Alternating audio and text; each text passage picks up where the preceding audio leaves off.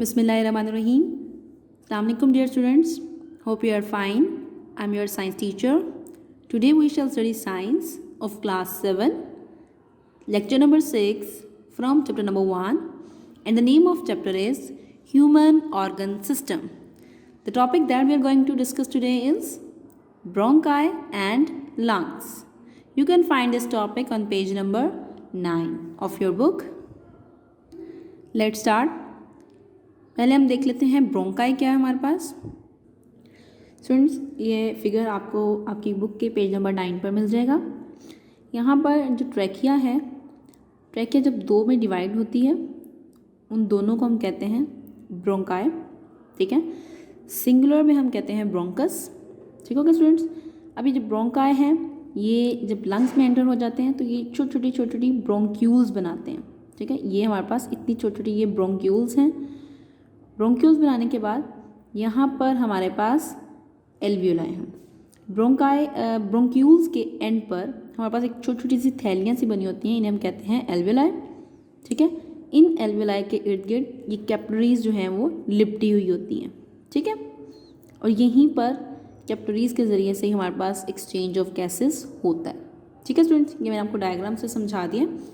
अब हम आ जाते हैं मेरे टॉपिक पर। स्टूडेंट, जैसे मैंने अभी आपको डायग्राम से दिखाया, ब्रोंकाई हमारे पास क्या है, जब ट्रैकिया जो है, trachea divides into 2 branches called bronchi, ठीक है। ट्रैकिया जब 2 हिस्सों में डिवाइड हो जाती है तो फिर उन हर एक को हम कहते हैं ब्रोंकस, और उनको इकट्ठा बोलते हैं तो फिर हम बोलते हैं ब्रोंकाई, ठीक है। सिंगुलर क्या है हमारे पास, ब्रोंकस, और प्लुरल हमारे पास क्या है, ब्रोंकाई, ठीक है स्टूडेंट्स। अब इस ब्रोंकाई का फंक्शन क्या है, the bronchi carry air into lungs. In bronchi का फंक्शन ये हमारे पास है कि ये दोनों जो है वो हमारे पास ट्रैकिया से हवा को लेते हैं और लंग्स के अंदर तक ट्रांसफ़र करते हैं, ठीक है स्टूडेंट्स। आपको फंक्शन समझ आ गया ब्रोंकाई का। नेक्स्ट हमारे पास लंग्स हैं। ब्रोंकाई के बाद एयर ब्रोंकाई के जरिए से लंग्स में एंटर हो जाती है, और ये हमारे पास इंपॉर्टेंट ऑर्गन ऑफ रेस्पिरेशन है, ठीक है, important organ of respiratory system. Students, bronchi lungs में आने के बाद फिर हमारे पास मज़ीद डिवाइड हो जाती हैं, ठीक है, और ब्रोंक्यूल्स बनती हैं, छोटी छोटी सी हमारे पास ब्रोंक्यूल्स बना देती हैं। In each lung the bronchus divides into smaller tubes called bronchi.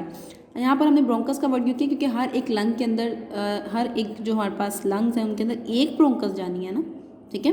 Bronchi को सिंगुलर में हम ब्रोंकस कहते हैं, तो एक लंग में एक ब्रोंकस जो है वो जाएगी। जाने के बाद डिवाइड हो जाएगी छोटी छोटी और ट्यूब्यूल्स के अंदर, छोटी छोटी और ट्यूब्स के अंदर। उन ट्यूब्स को हम कहते हैं ब्रोंक्यूल्स, उन ट्यूब्स को हम कहते हैं ब्रोंक्यूल्स। स्टूडेंट्स, ब्रोंक्यूल्स मैंने आपको डायग्राम में दिखा भी दी हैं। उसके बाद हमारे पास आ जाते हैं alveoli. At the end of each bronchiole tiny air sacs called alveoli are present, ठीक है। हमारे पास ब्रोंक्यूल्स के बाद में छोटी छोटी थैलियाँ होती हैं, ठीक है, जिन्हें हम एयर सैक्स भी कहते हैं। हवा की वो थैलियाँ हैं जिन्हें हम कहते हैं एल्वियोलाई, ठीक हो गया स्टूडेंट्स। ब्रोंक्यूल के बाद हवा की जो थैलियाँ मौजूद होती हैं उन्हें हम क्या बोलते हैं, alveoli. Alveoli are surrounded by blood capillaries. मैंने आपको फिगर में दिखाया था कि एल्वियोलाई के इर्द गिर्द जो है वो ब्लड कैपिलरीज का पूरा एक नेटवर्क है, ठीक है स्टूडेंट्स। इसी नेटवर्क के जरिए से, इन्हीं ब्लड कैपिलरीज के जरिए से हमारे पास एक्सचेंज ऑफ गैसेज होता है, ठीक हो गया। फर्दर इसकी एक्सप्लेनेशन पर आ जाते हैं। एक्सप्लेनेशन इसकी क्या है, व्हेन वी ब्रीथ, जैसे हम सांस लेते तो क्या होता है, एयर एंटर्स लंग, हवा जो है वो हमारे फेफड़ों में दाखिल होती है।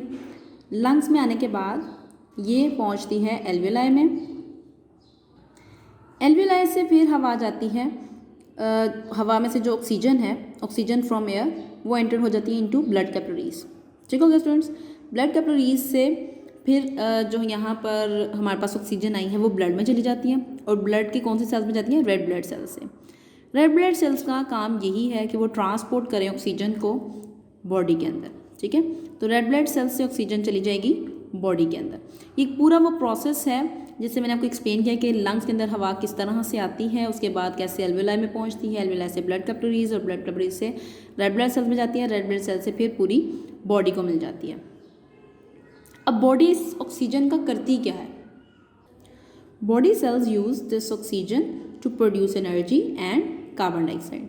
बॉडी के जितने भी सेल्स हैं वो फिर इस ऑक्सीजन को इस्तेमाल करते हैं एनर्जी हासिल करने के लिए और साथ ही साथ कार्बन डाइऑक्साइड हासिल करने के लिए, ठीक है। फिर ये कार्बन डाइऑक्साइड जो है ये हमारे लिए वेस्ट मटेरियल है। सो इस कार्बन डाइऑक्साइड को, क्योंकि ये वेस्ट है, तो इसको हम वापस लंग्स में भेज देते हैं, ठीक है। और लंग्स से फिर ये जाती है leaves our body when we breathe out. जैसे ही हम सांस जो है वो एक्सहेल करते हैं, बाहर निकालते हैं, तो ये कार्बन डाइऑक्साइड हमारी बॉडी से बाहर एक्सपेल आउट हो जाती है, ठीक है स्टूडेंट्स। ये पूरा हमने मैकेनिज्म पढ़ा किस तरह से हवा आती है और ऑक्सीजन हमारी बॉडी को मिलती है और कार्बन डाइऑक्साइड किस तरह से बाहर निकलती है। स्टूडेंट्स नेक्स्ट हम पढ़ेंगे how do we breathe. Box information है, हम किस तरह सांस लेते हैं, सांस लेने का अमल क्या है, कैसे जो है वो हमारे लंग्स के अंदर हवा आती है और कैसे एक्सहेल आउट होती है, ठीक है स्टूडेंट्स।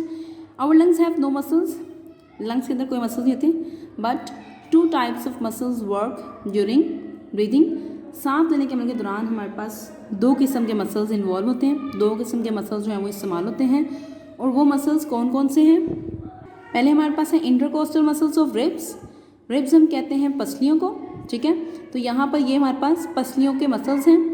दूसरा हमारे पास है डोम शेप डायाफ्राम, ठीक है। दूसरा हमारे पास डायाफ्राम के मसल्स हैं। डोम हम कहते हैं गुंबद, तो गुंबद की शेप का ये हमारे पास मसल्स होंगे, ठीक है स्टूडेंट्स। ये आपको डायग्राम पेज नंबर 9 पर मिल जाएगी। ये हमारे पास इनहेलिंग है और ये एक्सहेलिंग है। ये 2 प्रोसेस हैं जो इन्वॉल्व होते हैं ब्रीथिंग के लिए। इनहेलिंग में हवा ये देखें अंदर आ रही है, ठीक है। और ये हमारे पास रिब्स हैं, पसलियाँ, ये आप देख सकते हैं, ये जो लाइंस हैं ये हमारे पास रिब्स हैं, ठीक है स्टूडेंट्स। दूसरे हमारे पास ये आपको गुंबद नुमा डायाफ्राम नज़र आ रहा है, ये डोम शेप का डायाफ्राम है, ठीक है। अब मैं आपको एक्सप्लेन करती हूँ स्टेप्स ऑफ ब्रीथिंग प्रोसेस। पहला हमारे पास है इनहेलिंग और दूसरा हमारे पास है एक्सहेलिंग, ठीक है। इनहेलिंग क्या है?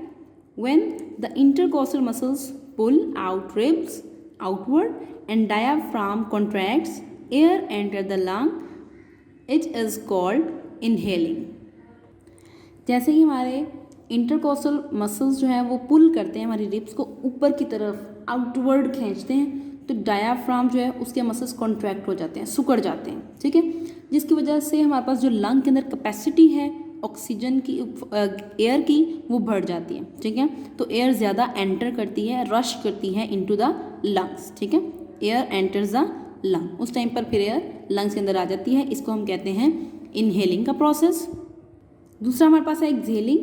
एक्सहेलिंग में क्या होता है? When the intercostal muscles and diaphragm relax. अब यहाँ पर उसके मसल्स जो हैं वो रिलैक्स कर जाएंगे। रिलैक्स करने की वजह से जो लंग्स में एयर की कैपेसिटी है वो कम हो जाती है, और जैसे ही एयर की कैपेसिटी कम होती है तो air moves out of the lungs, फिर एयर हमारे लंग्स से बाहर निकल जाती है।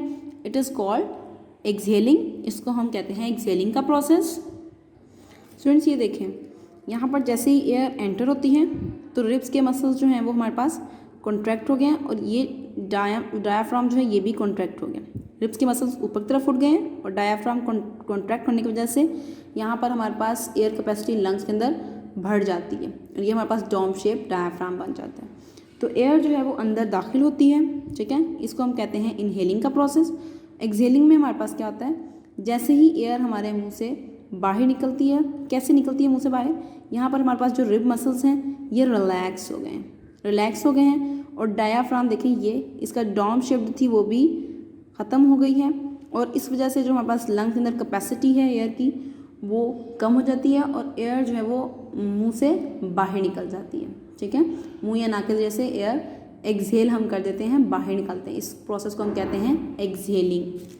सो स्टूडेंट्स, आज का हमारा लेक्चर जो था वो कंप्लीट हो गया। यहाँ पर हमने ब्रोंकाई एंड लंग्स के बारे में पढ़ा, इसके अलावा हमने पूरा ब्रीथिंग का प्रोसेस पढ़ा, इनहेलिंग और एक्सहेलिंग पढ़ा। Thank you so much. Dear students, please subscribe our channel, press the bell icon, like, share and comment the videos. Thank you very much.